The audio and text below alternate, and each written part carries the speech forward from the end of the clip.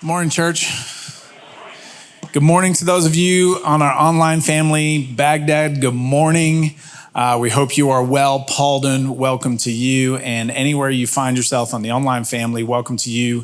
Thanks for being with us. Thanks for joining us. Thanks for doing life with us. And those of you in the room, extra special welcome to you. We are glad we get to do life together. We're glad we get to journey alongside one another. And you'll hear more about ways to do that today. But one of the ways that stands out to me is that we journey through seasons as a church. And I don't know why, but this weekend, God just got me reflecting. I was at Park Collective last night. And as I'm standing there, I begin reflecting on the journey of Park Collective and conversations that started years before, just between a few people, and then they rumbled through leadership, and leadership began to talk about it, and then it went to another leadership level, and there was these seasons of just talking, right? And then there became seasons of, man, we really feel God is leading us in this direction. And so there became seasons of putting on paper, what does that look like? And where would it be? And how would it be? And there were seasons of searching, and then we began to have a much larger conversation with the entire church going, we really feel like God is moving us to start something at Park Collective, and which we didn't even know the name at that point. And it was just this beautiful moment of these seasons of God leading us and us stepping in as a church family, and then kind of combining our efforts to go, we're in this season together. And those of you that were here, you'll remember we had a moment where people stepped in and said, you know what, I will give towards this, and I'm committing for the next 3 years to do that. And so we went through that season, when we found a location, we went through the building season, and it all hit me last night standing there. The room was full, and I go, this was an old grocery store. And it was this beautiful moment of worship happening in this grocery store and going, the season that we went through, and now it's in a different season. It's in a season of growth and finding its feet.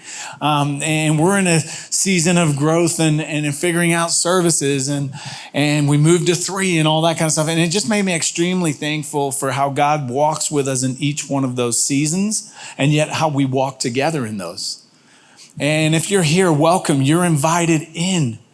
If you showed up and it's the first time you're here and you're going, I don't even know what this is. It's a bunch of people that have said yes to Jesus, and we're just following him wherever it goes. And so you might have picked up from the story, we don't know where it goes. We're just along for the ride too. And the invitation is that you can join the family and you can be a part of the family, and we can get to do things for the kingdom of God that he calls us to together.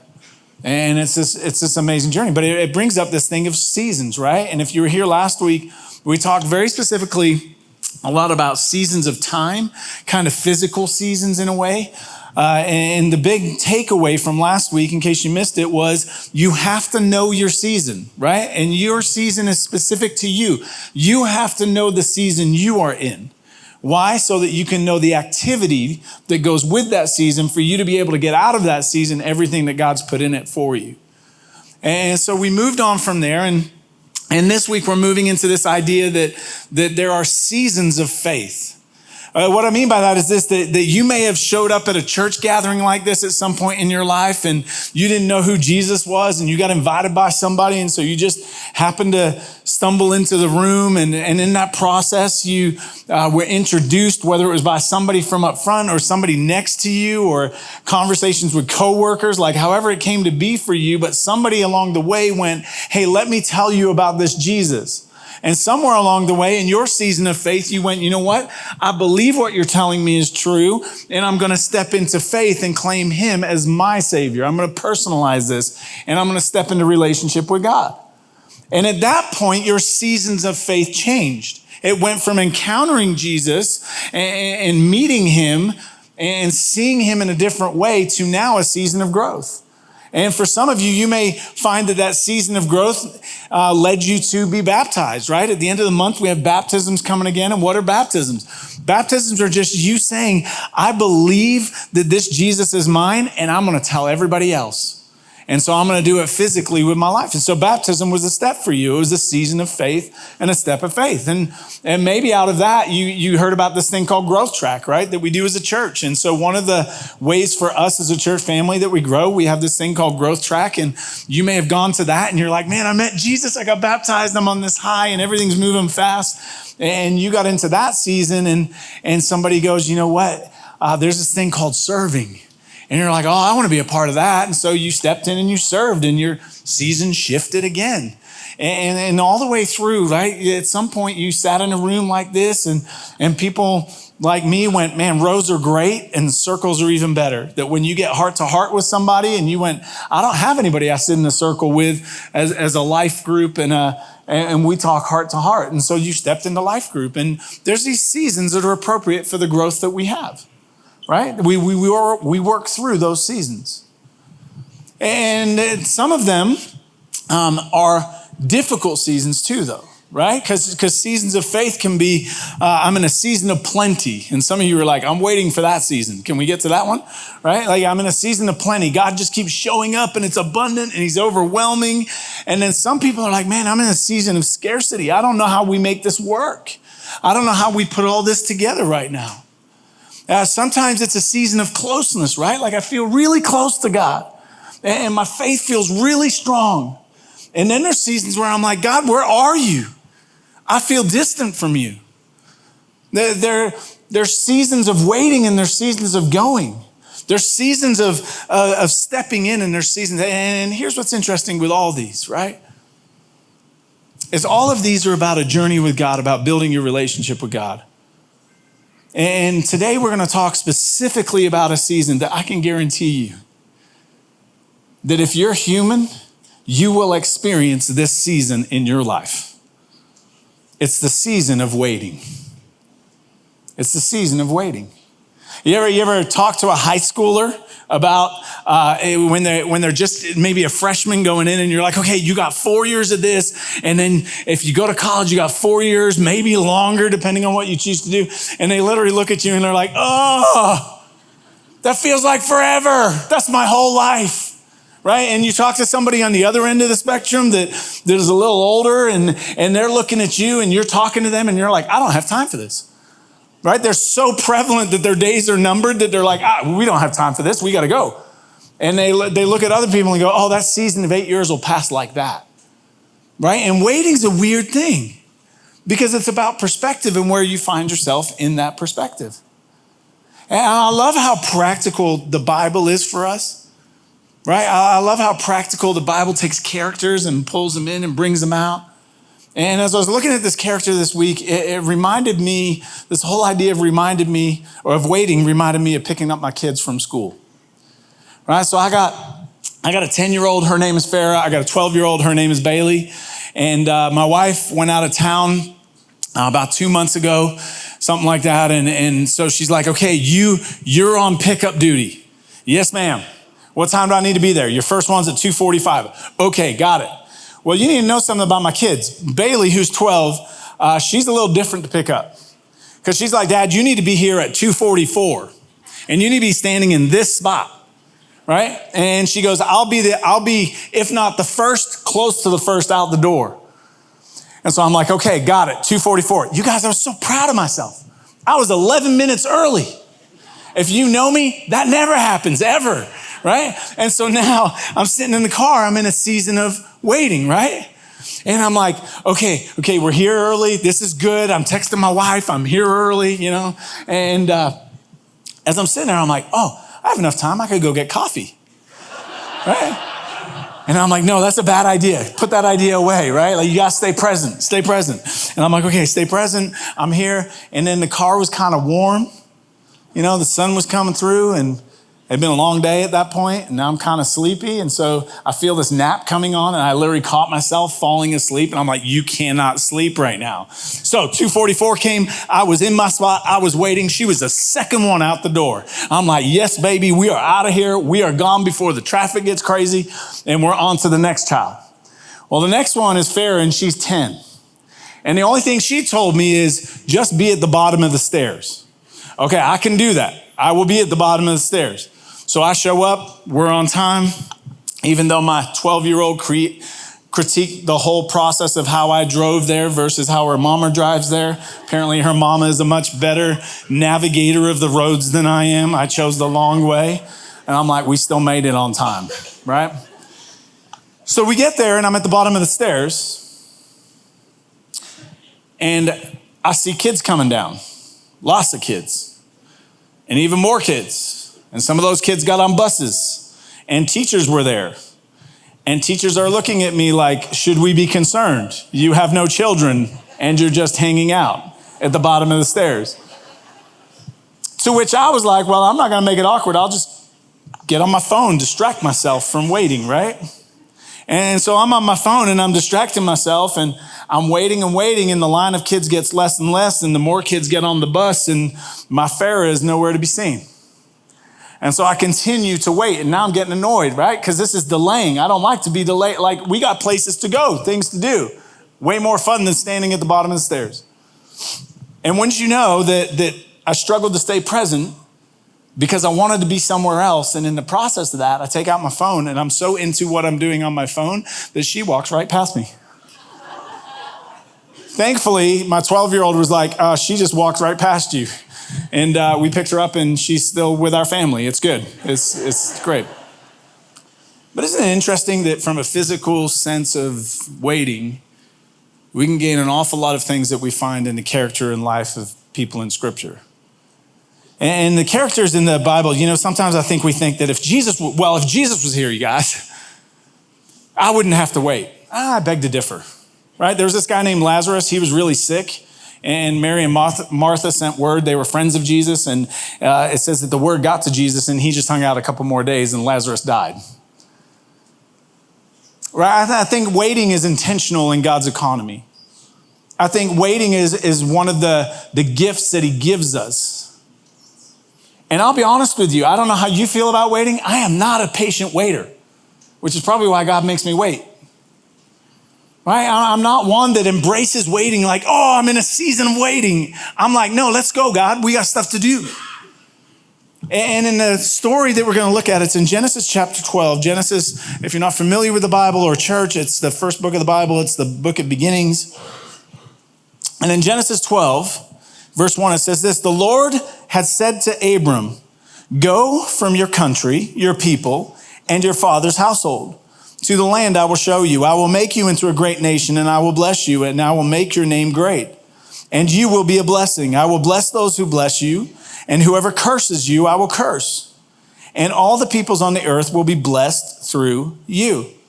So Abram went as the Lord told him, and Lot went with him.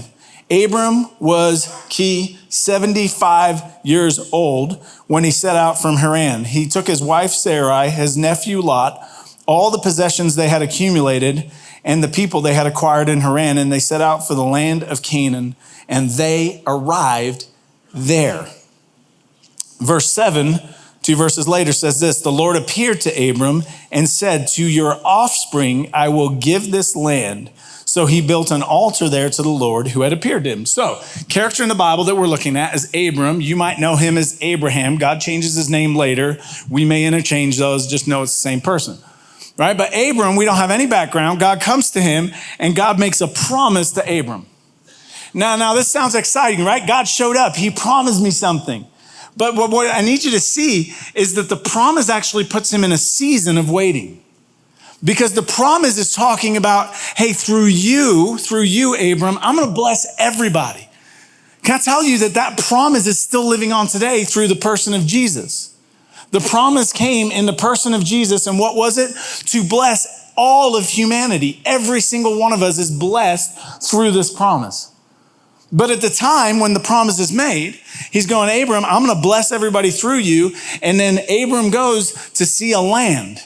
And when he gets to the land, God shows up and God tells him, this is the land I'm going to give to your descendants. Abram is in a season of waiting.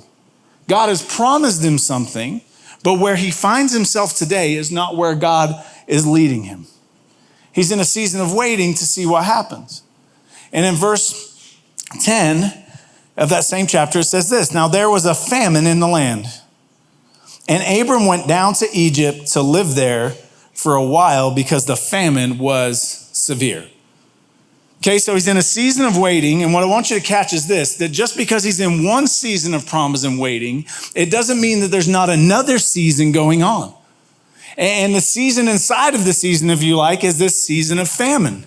It's a season of shortage. It's a season of, hey, God, are you going to provide or not? And so he leaves the land that God had told him he was going to give to his descendants, and he goes down into Egypt. And on the way down there, he looks at his wife, Sarai, and he goes, hey, you're really good looking. The Egyptians are going to know that. And it's not going to go well for me if I'm your husband. So let's do this. When we get down there, you tell them you're my sister. Then it's going to go well for me. Right? So they go down there. Sure enough, they pull this ruse, this whole story of she's my sister. Well, the Egyptians, here's the thing, they're not blind. And so the Egyptians look at her and they go, wow, she's really beautiful. You need to come meet Pharaoh, who's the king. And they take her and they put her in Pharaoh's household and they put her in Pharaoh's harem and as one of his wives. And so you can imagine, meanwhile, Pharaoh is sending all kinds of stuff to her brother, all kinds of possessions, all kinds of livestock and wealth are going to Abram at this point. And over here, poor old Sarai's where? In the harem of the king. And it's in the midst of that God shows up. And God causes a disease, a severe disease on the house of Pharaoh. And the severe disease is so intense that Pharaoh starts to ask questions like, why is this happening? Who's causing this? And then what comes out of that is Pharaoh discovers, wait a minute, you've been living this con. You're the cause of this. You need to go. And where do they go? They go back up to the land that God had promised them, right? They've gone back up to where they should have been. You see, the season of famine made them question where they were. But here's what you need to see. God hasn't changed in your season of waiting. In the season of waiting, God was still the same provider he had always been for Abraham. What had changed was the circumstances. And because the circumstances in the season of waiting changed, then he goes to solve that problem. And in the midst, he missed what God was doing. And so now you've got Abram, who's kicked out with all his wealth. You've got Lot, his nephew, and he has a whole bunch of stuff. And they get up back to the country and they begin to look and go, wait, we got too much livestock for this land to sustain us. Our houses are too big. You're gonna have to leave and go somewhere else, and then I'll live wherever you don't choose. Lot being, like us, Lot looks out and he goes, that's really lush and has lots of water. This doesn't, I'll take that one, right? And so they separate ways. But when they separate ways, here's what God does in the life of Abram. The Lord comes and speaks to him, and in chapter 13 and verse 15, it says this, all the land that you see, I will give to you and your offspring forever. I will make your offspring like the dust of the earth, so that if anyone could count the dust, then your offspring could be counted. Go walk through the length and breadth of the land, for I am giving it to you. What does God do? He re-ups the promise. He reminds him, hey, I haven't changed. And maybe what you need to know in your season of waiting is God doesn't change. God's not going to change his mind tomorrow. God's not going to change his character. God's not going to change his faithfulness. God's not going to change what he's put in front of you. He's going to walk with you inside it and prove who he is. And in this moment with Abram, he comes back and he goes, hey, the promise still stands. To which then a chapter later, God and Abraham are having a conversation again. And Abraham says this, verse 2, but Abram said, Sovereign Lord, what can you give me since I remain childless? And the one who will inherit my estate is Eliezer of Damascus. And Abram said, you have given me no children, so a servant in my household will be my heir. Then the word of the Lord came to him, this man will not be your heir, but a son who is your own flesh and blood will be your heir. He took him outside and said, look up at the sky and count the stars, if indeed you can count them. Then he said to him, so shall your offspring be. Verse 6, Abram believed the Lord, and he credited it to him as righteousness. What changed? Nothing changed, right? But there's this thing called logic. And when you get in a season of waiting, logic is not your friend. Because what logic starts to do, especially as the time gets longer, is logic starts to look at all the problems to get to where you want to be. Logic starts to figure out that, hey, there's some parts missing. And so for Abram, he's sitting there and he's going, okay, I understand the sand analogy, but to have all those grains of sand, right? I'm missing one grain of sand. I don't have an heir. I don't have a son. I don't have a child. God, how can your promise possibly come true if I don't have my own offspring? And so logic kicks in, and in the season of waiting, what starts to happen is he starts to doubt what? What God has said, because in front of him, he can't see it to be true. Just because you're in a season of waiting and you can't see what you think should be there doesn't mean that God doesn't see it. Sometimes I think what we see, we think God sees. God doesn't see like you see. And faith requires that we actually walk by what God sees, not by what we see. And in this season where confusion sets in, right? I would call it a season of confusion for Abram. He's going, I just don't understand. Like, if this is going to be true, I don't know if you know this, God, I'm getting a little bit older. And what happens is God takes him outside and gives him a different picture. Takes him outside, he goes, look at the sky. See all those stars? That's what your descendants are going to be like. And it says that Abram from it's the exact same thing God's been saying all along. God just re-ups it with a different picture. And it's the picture he needs in that moment to go, God, I believe you, and I'll stand on that, and I'll walk forward in this season. To which then chapter 16 happens. Now Sarai, in verse 1, now Sarai, Abram's wife, had borne him no children, but she had an Egyptian slave named Hagar. So she said to Abram, the Lord has kept me from having children. Go sleep with my slave. Perhaps I can build a family through her. Abram agreed to what Sarai said. So after Abram had been living in Canaan 10 years, Sarai, his wife, took her Egyptian slave Hagar and gave her to her husband to be his wife. He slept with Hagar and she conceived. When she knew she was pregnant, she began to despise her mistress. Right? So what's happened? We're in a season of waiting. It's now 10 years. That's a long time. And in the 10 years, what Abraham decides to do is he goes, I'm going to be helpful. I'm going to help God figure this out. Because the way this thing kicks off is I have an heir. And so Sarah is like, hey, let's help God out because obviously things aren't moving. Maybe we should do it this way. And here's what's interesting. Like, as humans, we don't like to wait. But in our culture, we hate waiting. You know how I know? I've seen some of you at stoplights. Right? You delayed 3 seconds. Some of you, this is my favorite part right now. Oh, the traffic. It's so bad. I had to wait 3 cycles of the light. Wow. Right? Go to California for a day. You'll be back and be like, we ain't got no traffic. We're great. I think about it. You go to a restaurant and your food's not coming quick enough. And some of you go, I could go in the back and help them. Right? We don't like to wait. Think about your cell phone. It goes all the way to space and back. And we're like, the internet's down because you waited 5 seconds for your page to load. I'm as guilty as charged. I'm standing at the bottom of the steps and my daughter's delayed, and what's happening? I'm having anxiety inside because there's places I want to go and things I want to do. We hate waiting. And can we humanize with Abram for a moment? He's been waiting 10 years.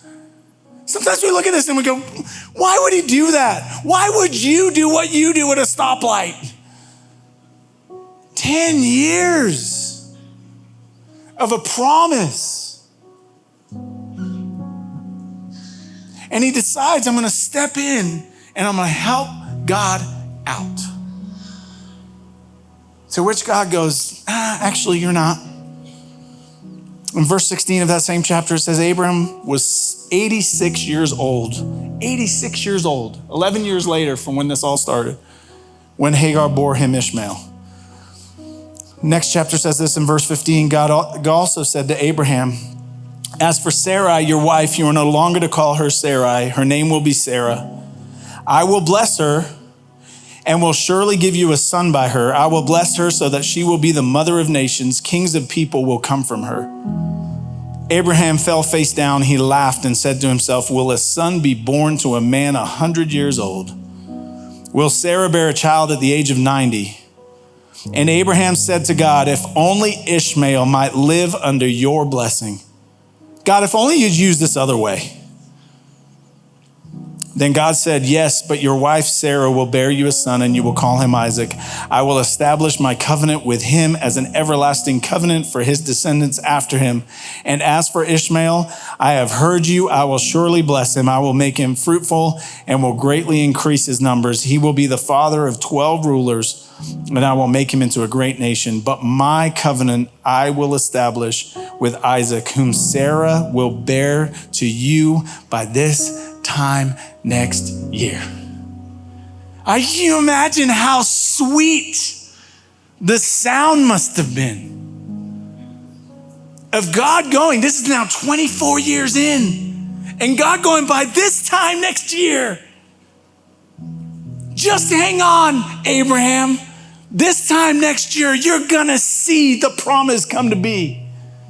Oh, I know it's almost been 25 years, but you're almost there. Isn't it amazing that in a season of waiting, that when you get a glimmer of hope of the season ending, you're like, I can hang on. I can do this. But it's in the unknown that we struggle. It's in the unknown that we become impatient. It's in the unknown that we struggle to stay present. It's in the unknown that I want to help God out. And that's where faith comes into waiting, that you will stand and go, you are still God today, the same God you were yesterday, and your promise is still true. Your love has not moved. Your care for me has not moved. You have not changed who I am and the value that I hold as your son and your daughter. And so I will stay in this season when I cannot see. But oh, how sweet it is when you go, it's coming to an end. I got an answer. It's coming to an end. I got the healing I've been craving. It's coming to an end because God showed up and he showed me what's to come. I see what is amazing about this is in the next chapter, these visitors show up, and you got to read that for yourself. It's pretty amazing. But because of the time change, Abraham is so present that he sees these visitors and recognizes them from the Lord, and they have another word. They re-up the promise. And as they're re-upping it, Sarah hears it. And the re-upping of the promise is, hey, by this time next year, you're going to have a kid. And she starts laughing. She's like, yeah, right. And as the Lord speaks to Abraham, he says this in verse 14, is anything too hard for the Lord? Is anything too hard for the Lord? I don't know what you're going through today, but don't you quit. Don't you give up. Because whatever you're going through is not too hard for the Lord. Don't you settle for the enemy's lies. The enemy that wants to tell you that God has left you. He has not left you. He is near and he is present and he is as close as your breath. Don't you buy the enemy's lies that he can't come through on that promise because you're too old. Or you're not adequate enough. The point of the story is that in the midst of waiting, Abraham discovers there is nothing too hard for God. And God being who he is in chapter 21, now the Lord was gracious to Sarah, as he had said, and the Lord did for Sarah what he had promised. Why? Because you can go through the entire Bible. You can talk to people that have walked with Jesus for a long time, and what they will tell you, a consistent testimony, is that God never does not come through on his word. He is always faithful and he is always true, and he will always show up and do what he said he would do. You know why you don't have to fear death? Because we are told that one of the promises of Jesus dying is that you got life, and you got life for eternity on that cross. So what do I know about death? It is not my master, and it is not where I end. It is not your master, and it is not where you end. In Jesus, there is life eternal. And we can bank on that promise. Why? Because he is faithful and true. How do I know that? Stories like this. Verse 2. Sarah became pregnant and bore a son to Abraham in his old age, at the very time God had promised. Abraham gave the name Isaac to the son Sarah bore him. At the very time that God said.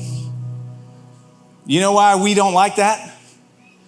Because just like me standing at the bottom of the stairs, I'm not in control of the timing. She's in control of the timing. And she might have got distracted by a bird. And she's like, it's okay, my dad will still be waiting. Your dad will still be waiting.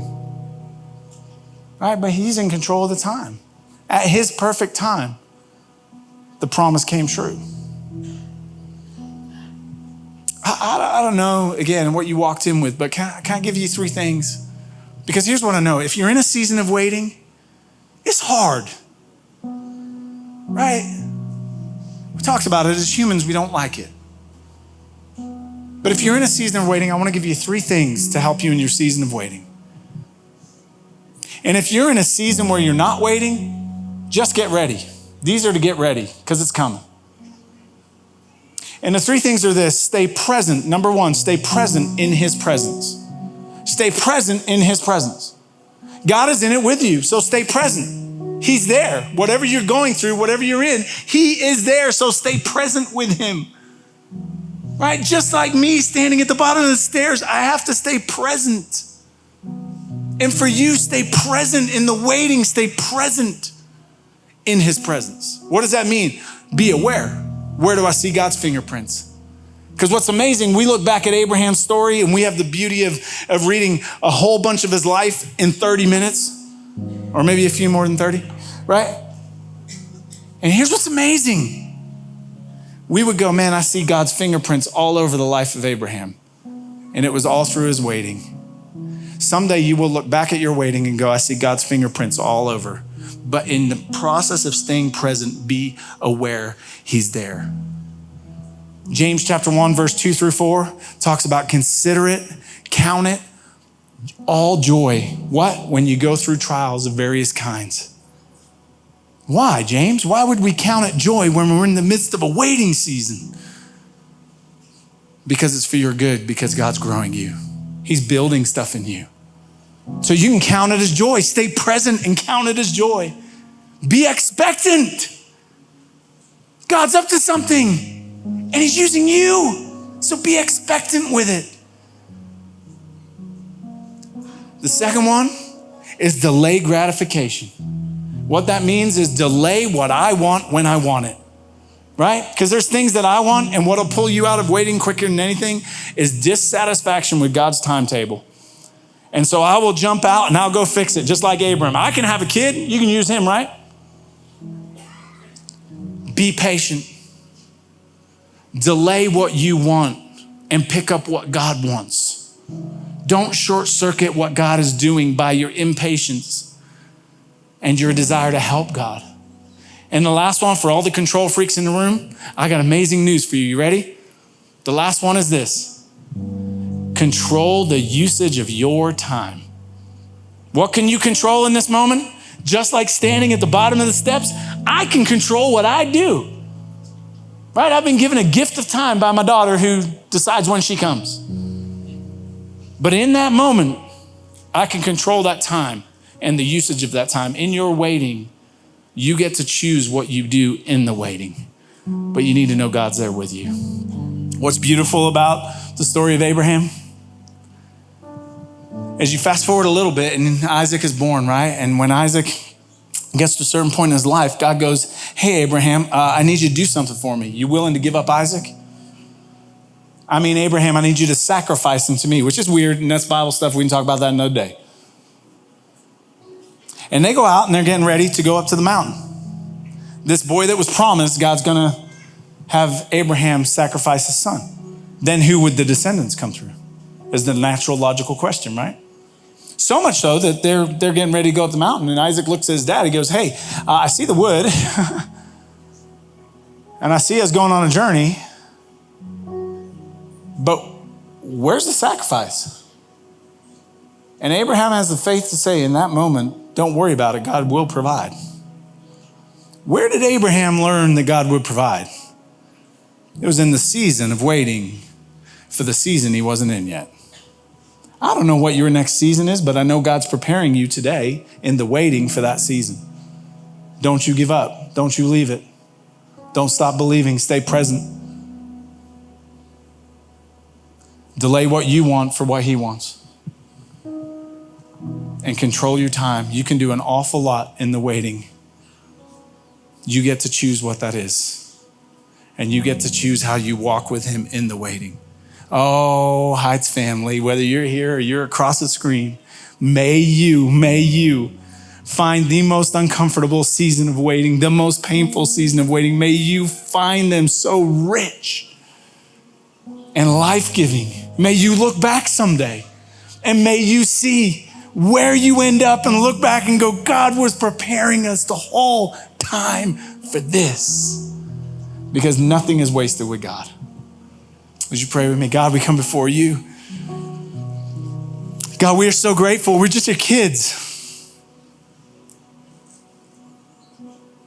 We're those that you've saved by grace, those that don't deserve it. We couldn't earn it. God, that you are present with us today, right here, right now. That you delight in the journey you have us on. That you walk with us in the midst of the waiting, in the midst of the pain, in the midst of the frustration, in the midst of the impatience. Would you help us today, God, to just stay present, to be aware of your fingerprints, to choose joy because we know you're up to something. God, would you, as only you can, give us the strength to choose what you want and not what we want.